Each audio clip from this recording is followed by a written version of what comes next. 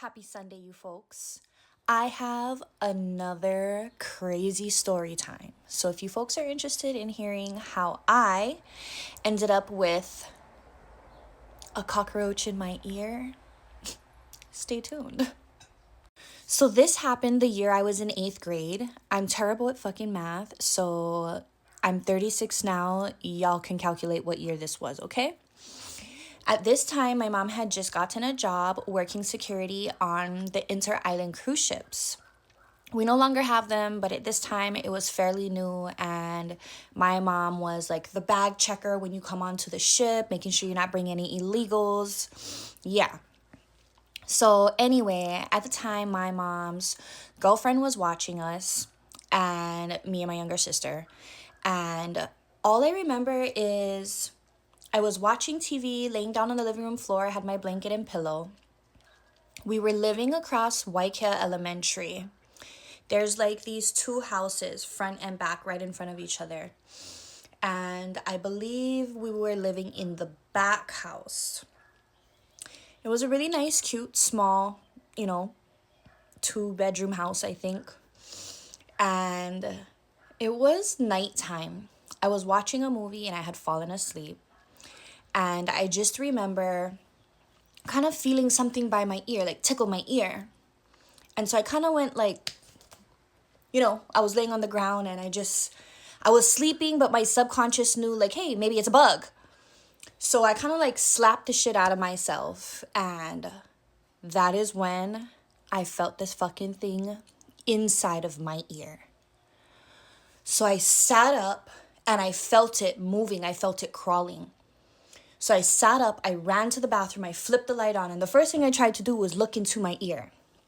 We all know we can't look into our fucking ears, okay? But I was in 8th grade. I didn't know any better. I continued to feel, which at the moment, I didn't know what it was. The first thing that came to mind was it was a fucking centipede. I had a centipede in my head.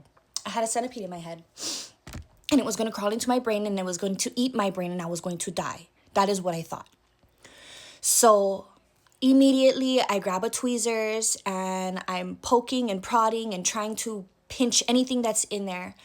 And all I start feeling and hearing is the most excruciating, scratching, pressure, sound and feeling I've ever felt in my life. And the more I touched my ear, the further in it went. I remember putting water in my ear. I remember going like this. Don't laugh. Over and over and over again. Finally, I was like, fuck this. So I ran to my mom's room. I woke up my mom's girlfriend. And I told her, like, there's something in my ear. We need to go to the hospital. Sure enough, she got her shit. I remember at this time, my mom had a Firebird Trans Am. And we got in the car. And it was almost like I didn't have control over my body, over my head, over like, I was just weird. Like I was just in a weird moment. So because we were so close to the hospital, we were at the hospital in like 10 minutes. So we get up there, we tell the doctor or the ER lady, like, there's something in my ear. I can feel it crawling. It hurts. Now, if you kind of press here, you can kind of like feel that you're closing your ear canal. So the whole time I was pressing down, trying to keep whatever it was in my ear from getting in further. Let me tell you, it wasn't doing shit. It wasn't helping me at all. So it was almost like I didn't have control, but I was like hitting my head like this and like tweaking it, like I just didn't have any control over myself. So finally I get into the ER. They lay me down on this bed and they actually strap me. They put either 1 or 2 straps across my body because like I was already going crazy. They come in with like these tools, a tweezer about this long, a drain, not a drain, but like it looks like a long, skinny pencil, tweezer, whatever you want to call it. and it was like too flush, like water or something. It was too flush. So they went in with tweezers, they went in with water. This thing continued to crawl further and further inside of my ear. And the sound of it was the loudest, scratchiest, craziest sound I've ever heard. And so I'm like crying and I'm yelling and I'm going fucking crazy because I'm scared, it hurts. And in my mind, this centipede is gonna go into my brain, okay? Like, get it out. So the next thing you know, a doctor comes in and she's calmly trying to explain. And I'm like thinking, hurry the fuck up, bitch. Like, I don't want to hear you talk. Just get it out of my ear. So she comes in and she shows me this. It looks like a syringe, which it was, but it didn't have a needle. It was just to inject a gel so that whatever was in my ear would die. So they did. As soon as she injected this gel, whatever insect was in my ear that I didn't know at the moment really started squirming and then finally stopped. Then they go in with really, really, really long, sharp tweezers. And at this point, I'm thinking, oh, fucking hell no. Like, these tweezers, like, those tweezers are going to go right through my head and I'm really going to die. Well, they didn't put the whole thing through my head, of course. But as an 8th grader, you don't know any better. And that shit was painful. Everything they were doing was just painful. So I'm strapped to the bed. Now I finally have a dead bug in my head. They're going to town with these tweezers. They put a camera in my ear to see if they could see what it was, and they couldn't tell. They had no idea what it was. So they're going in. They're trying to pull it out. It's stuck. It's stuck, you guys, okay? So they pull out a piece. Can't tell what it is. Pull out another piece. It looks like a leg. Of course it's a leg. This motherfucker was crawling in my ear. After about an hour of them poking, prodding, inserting, doing all this shit to my ear, I was crying so hard. I was in so much pain. Finally, they tell me, okay, well, whatever it is dead. We're going to have to send you to an ear specialist. They did not have an ear specialist at the hospital. This was at like 3, 4 in the morning, I would say. So they send us home. So I am out of it. I am flipping the fuck out at this moment, okay? They send me home with a dead bug in my head.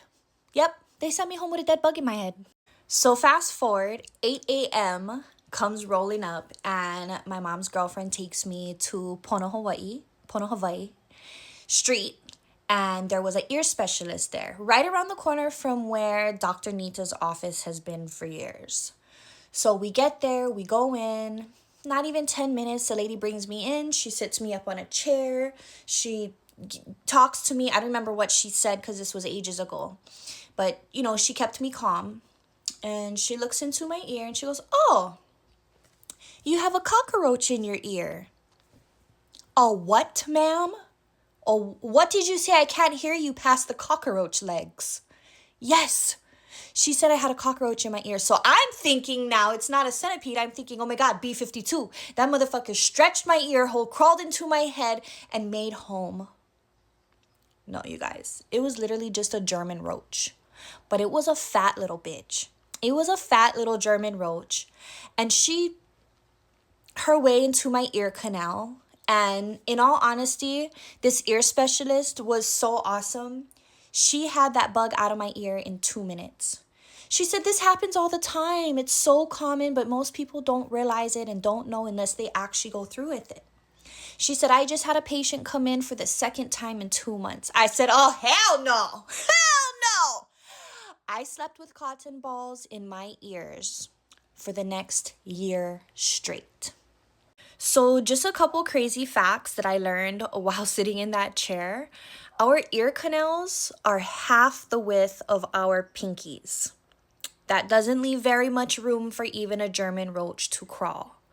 Another thing that I learned was no matter how much poking, prodding, or flushing we tried to do, the reason that roach never came out is because cockroaches have barbs on their legs, and the barbs go backwards, which means they cannot crawl backwards. So all that scratching and that pain that I was hearing, that was the barbs on the cockroach's legs. Fucking crazy, yeah? And last but not least, this doctor took these pieces of this roach out of my ear, flushed out my ear, cleaned it out. She put it in a little orange pill bottle and she gave it to me. And I'm thinking, I don't want this. She's like, oh, for a keepsake. It's a crazy, crazy thing that happens to people. You know, just take it. She gave it to me. I took it home, and I remember when I got home, I threw it on my bed. I don't know what I did after, but I threw it on my bed. And you want to know something crazy? I never found that pill bottle. I could never find it after that.